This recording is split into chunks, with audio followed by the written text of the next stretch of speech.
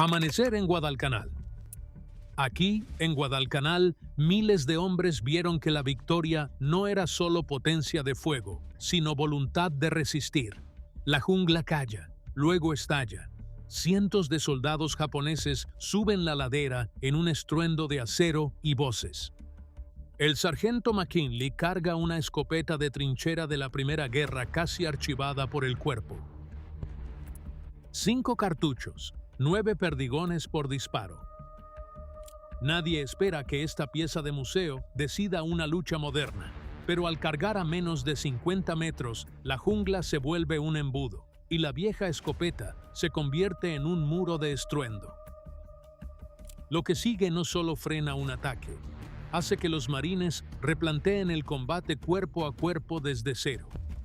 Si te encantan las mejoras bélicas y las lecciones obtenidas con esfuerzo, quédate y suscríbete para no perderte la verdad de la escopeta de trinchera. La cresta parecía inofensiva al amanecer. La niebla se aferraba a los troncos y el valle exhalaba vapor como animal dormido. El sargento McKinley revisó los caminos que su escuadrón abrió, túneles delgados que apenas alcanzaban 50 metros antes de ser muros verdes. Todos conocían la regla aquí: si había una pelea, sería de cerca. Ese era el problema. Los fusiles en los que confiaban estaban hechos para la distancia, pero no la jungla. Los marines no dejaban de mirar las escopetas de corredera que llevaban colgadas. 5 cartuchos en el tubo, pesada, tosca y fea. La mayoría había sido entrenada para cuidar fusiles y disparar con precisión. La escopeta exigía algo más: apuntar, cargar, disparar. Sin romanticismo, solo el estruendo. La primera señal fue el silencio. Los pájaros callaron. Los insectos cesaron como si bajaran el dial. McKinley levantó la mano. El escuadrón se agazapó tras troncos y raíces. Entonces llegó el sonido, un rugido de voces que avanzaba como el oleaje. Una carga banzai, no una turba, sino un asalto planeado. Formación dispersa, bayonetas al frente, portadores de explosivos tras la primera oleada. Ellos lograrían cruzar 200 metros en poco más de un minuto.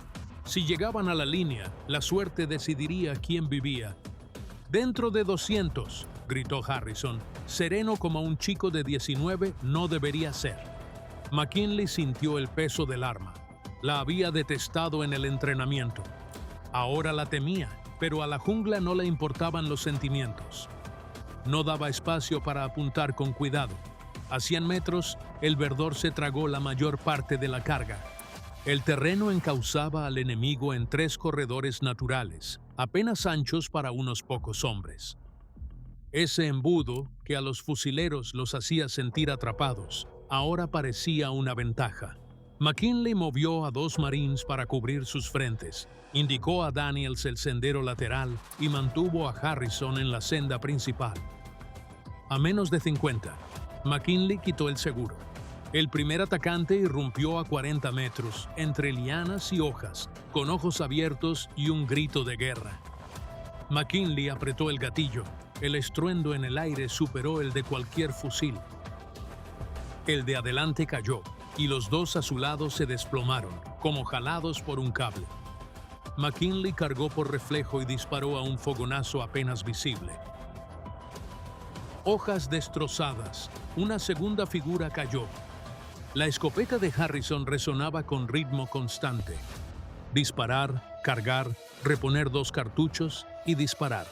El pasillo se llenó de astillas y humo. Perdigones rebotaban, alcanzando a hombres que creían que la madera los salvaría. Daniels, en el flanco, esperó a que 6 figuras se agruparan en una curva. Luego 2 ráfagas rápidas aniquilaron el grupo y su avance. El largo minuto de disparos de fusil se volvió segundos de violencia controlada. La carga tropezó, se rompió y dispersó antes de alcanzar distancia de bayoneta. McKinley se dio cuenta de que la jungla no había cambiado. Ellos sí. Los últimos 50 metros eran de los defensores. La vieja escopeta de corredera no era una pieza de museo. Allí, esa mañana, fue la herramienta adecuada, la única que hizo que la jungla escuchara. En el silencio, los marines miraban los cañones humeantes como si vieran fantasmas. Semanas antes, muchos habrían cambiado esas viejas escopetas por chatarra. Les habían dado fusiles por una razón: alcance, precisión, capacidad del cargador. La escopeta de trinchera era un recuerdo polvoriento de otra guerra, para trincheras europeas, no junglas. Pero en Guadalcanal, los árboles y raíces no conocían la doctrina. Reducían la visibilidad, desviaban balas y cada tiroteo era una pelea a cuchillo a cámara lenta. De repente, el arma que nadie quería era la que los mantenía con vida. La noticia corrió por el regimiento más rápido que cualquier informe oficial. Los Marines susurraban sobre perdigones que esquivaban obstáculos, que alcanzaban a 3 hombres a la vez, sobre atacantes que caían tan rápido que ni siquiera levantaban sus bayonetas. No era magia, era física adaptada al terreno, donde los fusiles exigían un tiro limpio, la escopeta creaba el suyo. Las ramas que desviaban balas de largo alcance simplemente esparcían los perdigones creando un confeti letal. La jungla amplificaba el caos y la escopeta de corredera se nutría del caos. El teniente coronel Pearson notó la transformación. Tras meses leyendo listas de bajas por asaltos Banzai, se había arriesgado a reasignar las olvidadas escopetas. Él estudió las secuelas: ningún aliado muerto, enemigos heridos e incapaces de seguir la lucha, defensores recargando entre embates. Pero tenía un coste. Cada marín solo llevaba 25 cartuchos y en cada escopeta solo cabían 5 a la vez. Y ante la carga, 5 disparos se disipaban más rápido que el valor. Pearson impulsó cambios de entrenamiento. Los marines aprendieron a recargar, disparar 2, cargar 1, volver a disparar. Practicaban accionar la corredera a ciegas, en el barro, simulando el pánico. Daniels entrenó a sus hombres para moverse entre troncos mientras recargaban, disparando con el arma corta al cambiar de posición, algo difícil con un fusil largo. Harrison halló que, con práctica, usar la escopeta era tan natural como respirar. Pero el resentimiento seguía. Los fusileros se mofaban de su escaso alcance. Se quejaban de cartuchos incómodos y culatas hinchadas. Pero siempre que la jungla se estrechaba o el enemigo aparecía a tiro de piedra, la escopeta probaba su valía. Estos marines no seguían libros de tácticas. Peleaban en la jungla oscura, donde cada segundo era vital, y el ruido congelaba el espíritu del enemigo. La vieja escopeta de trinchera no estaba anticuada, evolucionaba con el campo de batalla. Los oficiales japoneses notaron el cambio. Las patrullas informaron que los estadounidenses disparaban un trueno a quemarropa. Soldados que avanzaban confiados al follaje ahora ralentizaban, dudando si la cobertura los protegería. La dispersión de la escopeta convertía la jungla en una trampa. Mientras los fusiles exigían visión clara, estas armas cortas destrozaban hojas, cortezas y ramas, pulverizando lo que encontraban. Para los marines, era casi espiritual. Antes, la guardia nocturna implicaba dientes apretados y nervios muy tensos. Las cargas Banzai eran tormentas. Un herido podía alcanzar tu trinchera con bayoneta. Con una escopeta de corredera cerca, se sentían seguros. A menos de 50 metros, el instinto y el tiempo primaban sobre la puntería. Un arma de trinchera halló nuevo propósito donde la visibilidad y los ángulos desaparecían. Las notas de Pearson revelaron una tendencia asombrosa. La consistencia de impacto subió. Un solo cartucho dispersaba 9 perdigones para golpear a varios atacantes o a alguien tras un árbol. La maleza que desviaba balas ahora dispersaba el patrón. Los rebotes volvían mortales los senderos angostos. Marines juraban que los perdigones se desviaban a donde no apuntaban, pero el resultado era lo mismo. Las cargas se detenían, pero el estruendo de la escopeta delataba cada posición. Fusiles susurraban, retumbaban bombas y los cartuchos pesaban. Un marín podía cargar más balas de fusil que cartuchos de calibre 12. En patrullas largas se elegía entre potencia y resistencia. Aún así, su poder de detención era innegable. Heridas de fusil ralentizaban, impactos de escopeta los detenían al instante. Harrison vio a un soldado recibir un disparo y seguir luchando. Otro recibió una ráfaga y se desplomó, como marioneta sin hilos. La jungla se sentía distinta, ya no un laberinto, sino un terreno moldeable para los marines. En vez de prepararse para el impacto, buscaban pasillos y ángulos, disparando al movimiento en lugar de a blancos perfectos. La mayor táctica enemiga, choque, velocidad y terror de la bayoneta, perdía su filo. Por primera vez, los defensores americanos no solo sobrevivieron, las aplastaron mental y físicamente. Y en la jungla de Guadalcanal, un arma anterior a muchos marines fue la respuesta inesperada en la guerra moderna. La noticia del dominio de la escopeta se extendió por la división y cada pelotón quería una. Pero el campo de batalla siempre halla una debilidad. Al llegar la temporada de lluvias, la humedad lo invadía todo. La humedad se metía en los mecanismos, hinchaba la madera y hacía sudar el metal. Las escopetas que habían funcionado sin problemas en seco empezaron a fallar. Cartuchos se atascaban, los extractores resbalaban, correderas se bloqueaban. En la jungla, un solo fallo podía significar una bayoneta en las costillas. Harrison fue el primero en notar el patrón. No era negligencia, era el ambiente. La lubricación que mantenía suaves a los fusiles atraía el barro en las escopetas. El exceso de aceite y residuos formaba una pasta.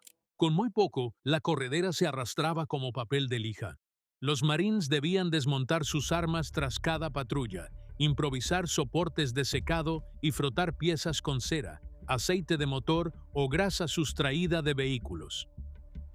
El cabo Daniels fue el armero no oficial. Estudió qué partes se oxidaban primero, qué resortes perdían tensión y cómo limpiarlo todo con el mínimo de agua. Sus arreglos violaban los manuales, pero salvaban vidas. Pronto, los escuadrones de la cresta le pedían ayuda. La escopeta probó su valía, pero exigía una disciplina de mantenimiento como la de los motores de avión. La munición sufría también. Sus casquillos de cartón se humedecían y perdían presión. Los perdigones eran débiles y escasos. Algunos cartuchos explotaban como petardos en vez de tronar, forzando a los marines a disparar doble al no poder arriesgarse. El cambio psicológico fue recíproco. Los marines por fin confiaban en el fuego a corta distancia. Ahora, cada fallo mermaba esa confianza. McKinley vio a su escuadrón dudar de su equipo, mirando sus armas antes de patrullar. Para contrarrestar esto, Daniels rotó el sistema. Una escopeta descansando en seco, una en uso. El peso los frenó, pero la moral subió. Nadie quería apretar el gatillo y oír solo un clic hueco. Sin embargo, los informes de bajas revelaban la cruda verdad. Los escuadrones con escopetas superaban a los de fusiles, terminando combates más rápido y con menos heridos. El entorno lo castigaba todo, no solo a las escopetas de trinchera. Los cascos se oxidaban, las botas se pudrían y las radios fallaban con la lluvia. Guadalcanal les recordó que la jungla no daba ventajas gratis. Si querías un arma para dominar aquí, tenías que luchar contra la propia isla solo para mantenerla disparando. 2 años después, el campo de batalla cambió. La jungla dio paso a la ceniza volcánica y las playas de Iwo Jima. Ya no estaban los embudos frondosos que guiaban atacantes. En cambio, los marines hallaron un laberinto de búnkeres y túneles reforzados, excavados en la roca. El enemigo ya no cargaba a gritos. esperaba bajo tierra, paciente y silencioso. El combate a corta distancia ya no era un terror ocasional, era la misión. McKinley sintió su pulso retumbar en la culata de su escopeta al acercarse a la primera entrada del túnel. De la abertura salía un aire caliente y viciado, con el olor metálico de viejas explosiones. Los fusiles daban problemas, se enganchaban en paredes y esquinas. Las escopetas se deslizaban por pasajes estrechos, como hechas para ellos. El primer disparo en el corredor fue ensordecedor. El estruendo volvió a los Marines, haciéndoles vibrar los dientes y la visión. Pero a los defensores les fue peor. Las ondas rebotaban por el túnel, aturdiendo a los enemigos antes de que los perdigones golpearan. Tras el retroceso, McKinley vio a 2 japoneses desplomados contra la pared, aturdidos, con las armas en la cadera. No todo encuentro fue sencillo. La ceniza exterior, en los raíles, formaba un lodo abrasivo. El azufre en el aire corroía el acero más rápido que la humedad de la jungla.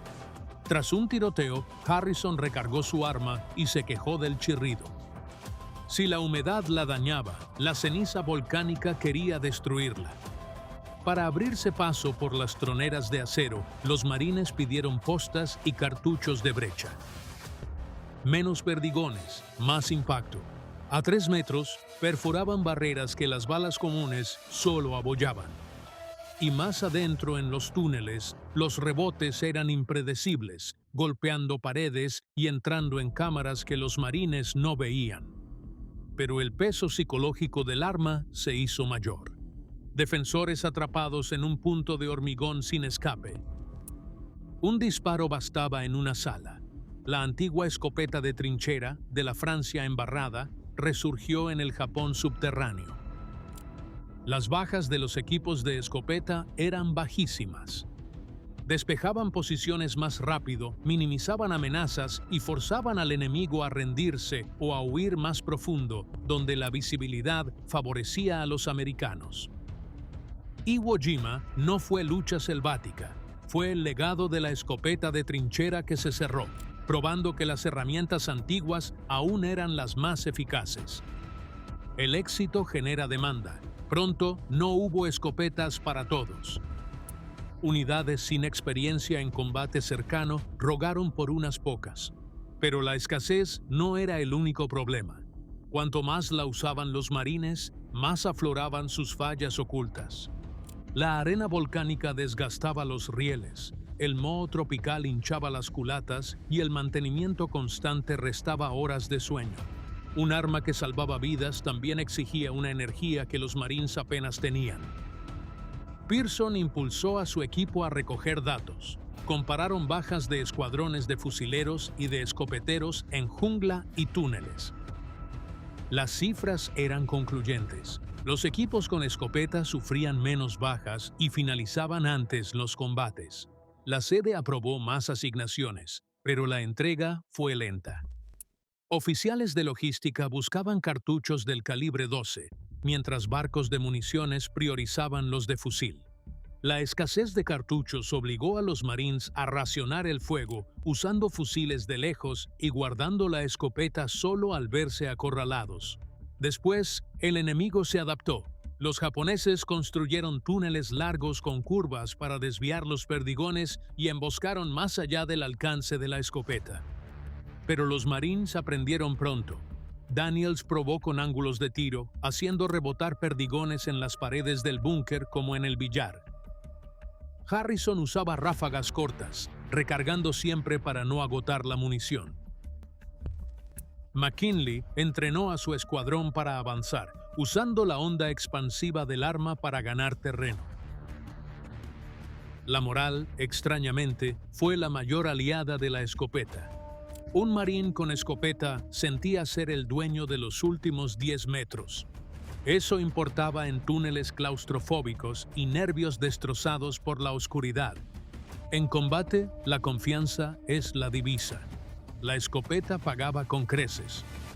Pero el arma cobró su precio. La sordera se volvió común. Los marines salían de túneles, medio sordos, dando órdenes inaudibles. Los sanitarios de la Marina trataban a ambos bandos por heridas de metralla, tímpanos rotos y traumas conmocionales. La escopeta resolvía la guerra, pero dejaba secuelas. Al final de la campaña, el mando aceptó una verdad incómoda. Ningún arma servía para todos los combates. Fusiles poseían la distancia, granadas, las habitaciones. Pero si la jungla o el terreno se volvían un laberinto, la escopeta de corredera calmaba el pánico. Los Marines se adaptaron porque no tenían otra opción. El poder de fuego no era solo velocidad, sino terreno, psicología y momento oportuno. La escopeta de trinchera perduró no por perfecta, sino por brutalmente honesta. Funcionó donde nada más lo hizo, y en el Pacífico eso bastó para reescribir la doctrina. Hacia el final de la campaña del Pacífico, algo sutil pero profundo cambió en el comportamiento de los marines bajo presión. La escopeta de trinchera no era un recurso de emergencia. Fue un ancla estratégica. Los escuadrones edificaban sus batallas en torno a ella. McKinley lo notó primero en cómo los líderes elegían el terreno. En lugar de evitar por miedo los estrechos embudos de la jungla, los buscaban. Una curva cerrada limitaba los ángulos de aproximación. Un tronco forzaba a los atacantes a ir en fila.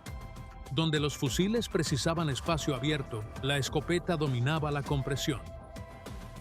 En los informes, los marines describían sus movimientos de forma distinta.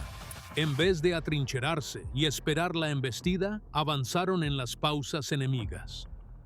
Las escopetas transformaron la defensa en ataque. El rápido ciclo castigaba la vacilación.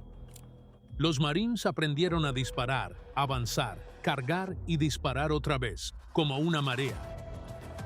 Cada disparo hizo retroceder a los atacantes, ganando terreno. Los fusiles acertaban a un soldado, las escopetas borraban grupos. Hasta el enemigo notó cambios.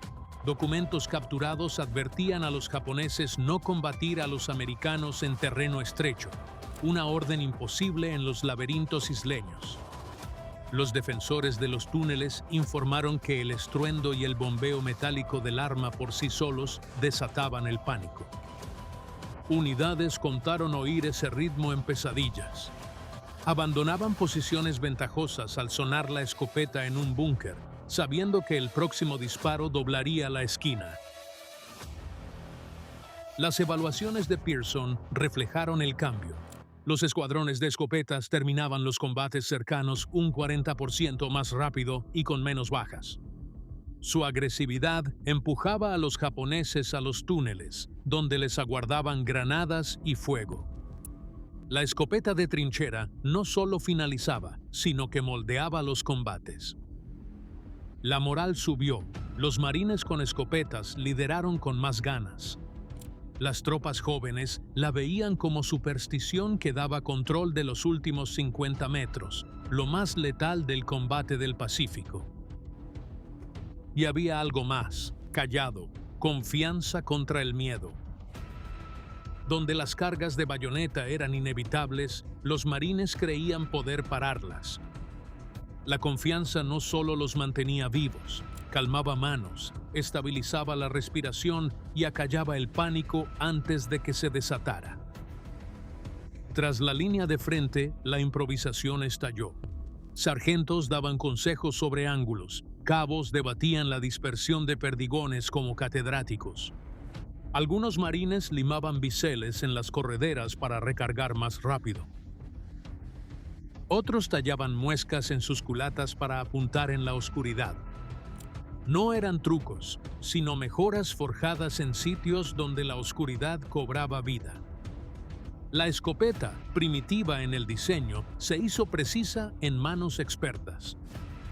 Para finales de 1945, la doctrina de combate divisional había cambiado. El arma no solo alteró las tácticas, transformó la cultura del combate cuerpo a cuerpo. Los últimos metros del campo de batalla pasaron de ser puro terror a algo que los marines podían dominar con destreza, ritmo y eficiencia brutal. Y en una guerra de islas y túneles, esa adaptación era supervivencia. Al concluir la guerra, la escopeta de trinchera no obtuvo medallas ni menciones en estrategias importantes. Volvió sencillamente a las armerías y a los cajones, opacada por aeronaves, carros de combate y grandes maniobras.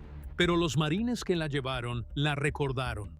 Recordaron cómo transformó el caos en control, ganando segundos cruciales entre la vida y la muerte, y cómo alteró la psicología del combate cercano. Instructores integraron sus lecciones a la doctrina. Dominar los últimos 50 metros, mantener munición y no tratar terreno confinado como campo abierto. McKinley volvió a casa discretamente, con un trabajo tranquilo, sin mencionar túneles, embudos selváticos o el estruendo del perdigón en la piedra. Todo marín que entrena en combate urbano, entrada de edificios o terreno estrecho, hereda la sabiduría de quienes lucharon con escopetas de acción de bombeo. Su legado pervivió, no en museos, sino en costumbres, miles de vidas salvadas por un arma que muchos historiadores olvidan.